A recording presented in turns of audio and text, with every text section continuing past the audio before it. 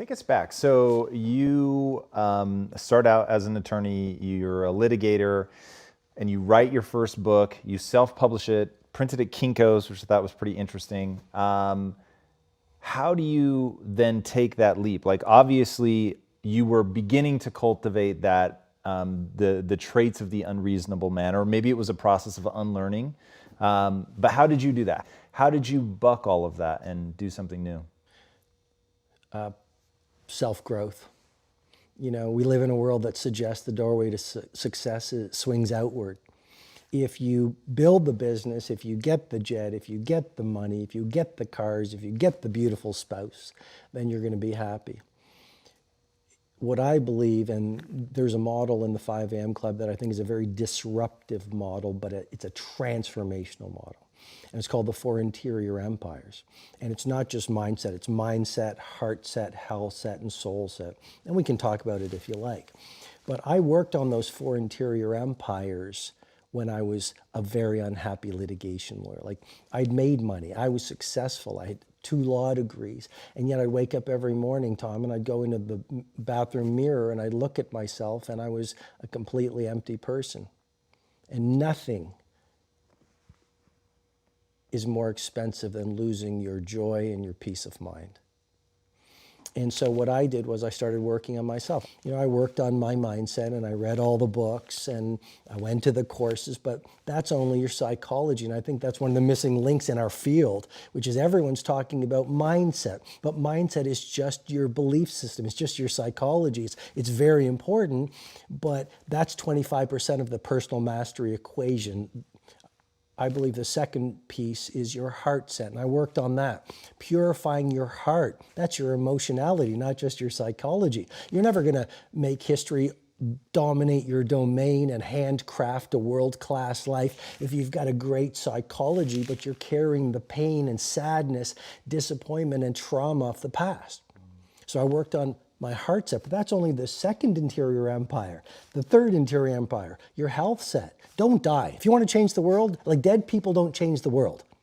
So health set, biohacking. There's a whole chapter on recovery and the essentialness of sleep. So really getting your health set right. But there's a 4th interior empire that I worked on that allowed me to go out in the world and pursue my magic. And it's a little dangerous for me to share because I know how many business people, you know, follow you and how many entrepreneurs, but I'm going to share it because it's my truth.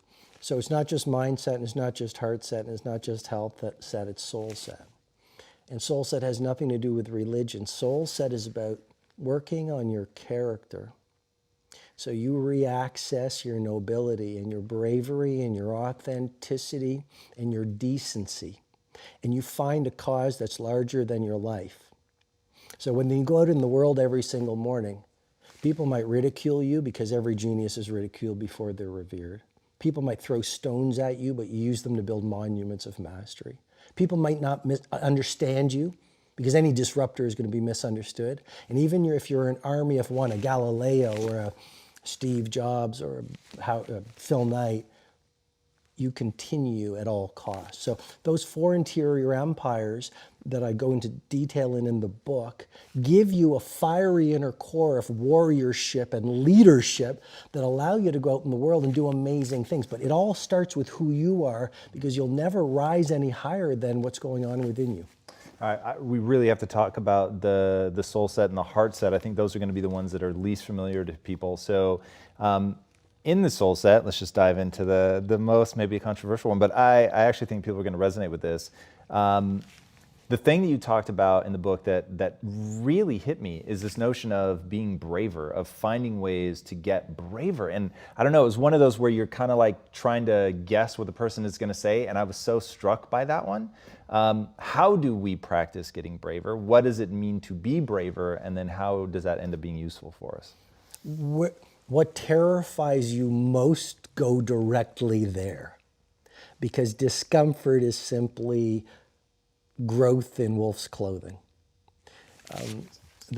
Yeah, I mean, the last chapter is I don't want to give too much away, but it's an experience I lived. You know, it's Nelson Mandela's prison cell. Have you been to Robben Island? I haven't, but I am beyond obsessed with Nelson Mandela, so I know the story very well. You know, I'd encourage you to go, because standing in that cell, feeling the sensations will transform you at a soul level as well as heart set level. So how do we become more brave? Well, I went over to Nelson Mandela's prison cell and I stood there and I was shocked. He didn't even have a bed and he was in there for 18 years. Then I went over to the limestone quarry and I saw where Nelson Mandela spent 10 years chipping away at stone to break his spirit because they threw the stones away. And then I saw the showers where this elderly statesman would shower while the young guards would laugh at him.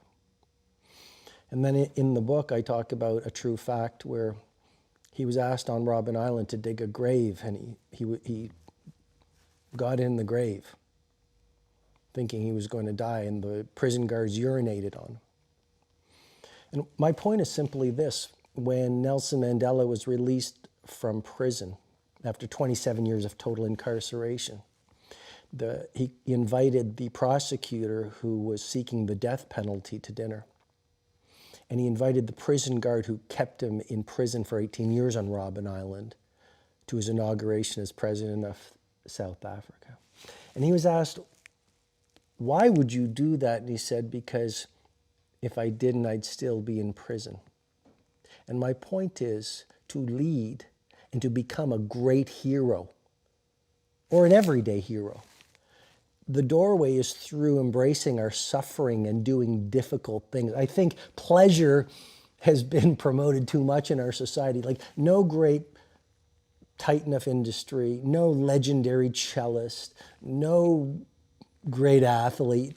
You know, the great ones all understand that suffering is the price of greatness. So how do we become braver? You do the difficult things that you don't feel like doing, but you know have the payoff.